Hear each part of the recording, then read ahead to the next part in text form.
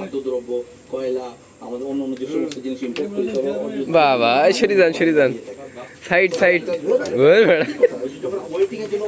টাকা দিতে হবে ওই কাউটা একটু তুলে দেন হালকা পর্যাপ্ত যদি লাইসেন্স থাকে তাহলে ও যে কোনো জায়গায় মালটা আনলোড করে চলে যাবে এই দুটি আগে ফেলাই দিই যে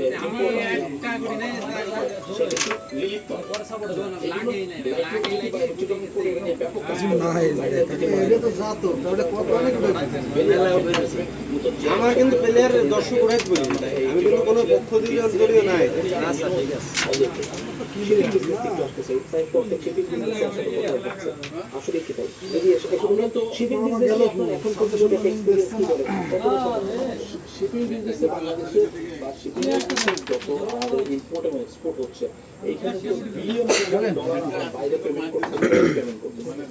সবগুলো আছে কিন্তু বাইরে এখানে দুই তিনটা বড় বড় কোম্পানি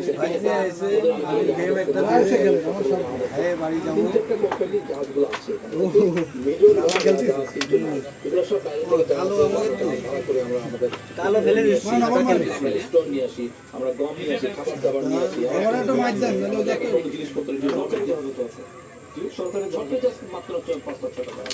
এই জন্য বাংলাদেশে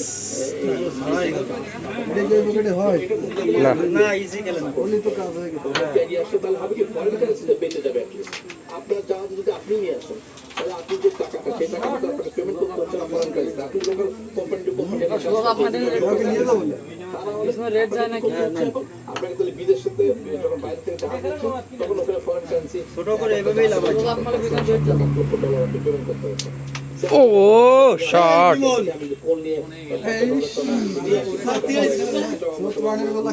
ভাই এটা থার্ড পকেট ধরেন না ভাই ভাই থার্ড পকেট ধরে দেন কাজ করেন হ্যাঁ ওইভাবে জোরে মারেন কই সুন্দর জায়গায় ঢুকাইছি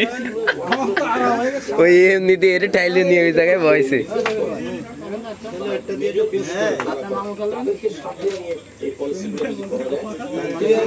ওই একবারে মার দেন সেদিক হয় সেদিক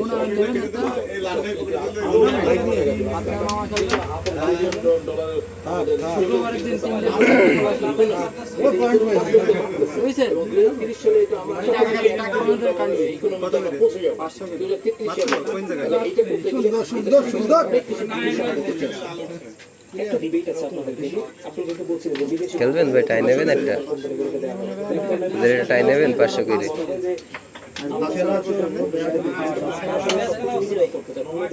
ফার্স্ট প্রাইস কি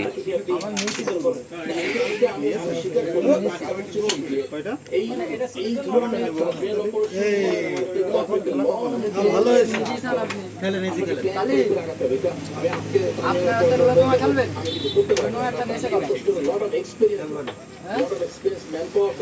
আপনাকে টোটাল ম্যানেজমেন্ট দরকার আপনার কাজ করার মানুষ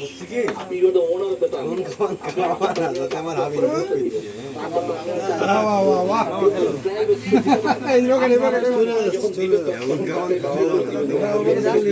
লোকটা কতদিন এটা এক্সপেরিয়েন্স আছে কি হ্যাঁ আপনার খেলে যখন 4 টাকা দিয়ে কিনে মাত্র আর একবার বলেন চলে গিয়ে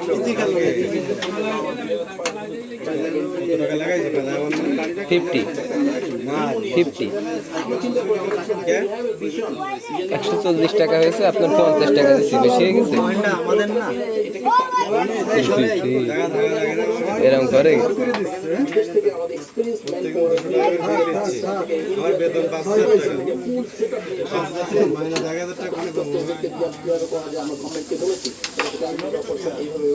আর একটু করে দিয়ে দিন।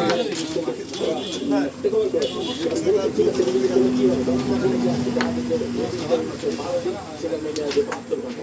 এমন জায়গায় বলছে